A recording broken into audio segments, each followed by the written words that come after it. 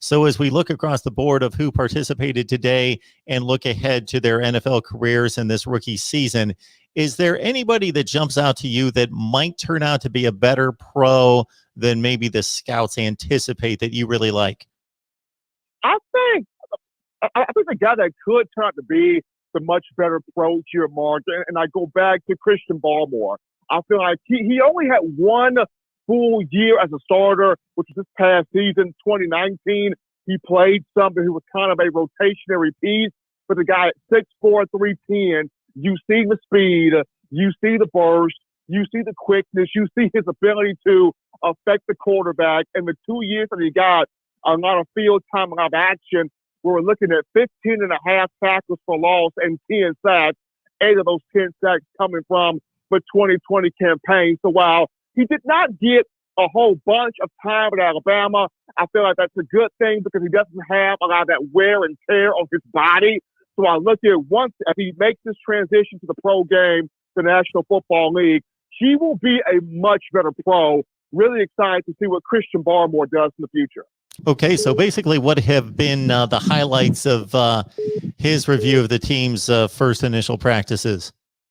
He was very complimentary of one Bryce Young at quarterback, Mark. He came out after Friday's practice and talked about the development of the sophomore, the former 5-star from California, getting a lot better, throwing the football, making the right reads, the right progressions. He is getting better at that quarterback position. So he raved about Bryce Young. He's very excited about the coaching staff, the on-field staff that he has assembled together, starting off for the upcoming season. Happy about what Bill O'Brien's doing as the offensive coordinator. He loves what Doug Marrone is doing as the offensive line coach, what Robert Gillespie's doing as the new running backs coach. That position group really excited about him. You bring in Jay Valai to coach the defensive back, cornerbacks in particular. You got Jay Graham coaching tight ends and working with special teams. So Coach Saban really lit up when talking about this coaching staff. He is very excited about what this group of leaders can do and will do as Alabama is trying to repeat as the national champions of college football in the upcoming season. But he talked about Bryce Young. He talked about the coaching staff. And he mentioned for Alabama getting into some new wrinkles here, on defense, finding ways to be even better or to be better on that defensive side of the ball. I know down the stretch, Alabama made huge improvements on that side of the area right there.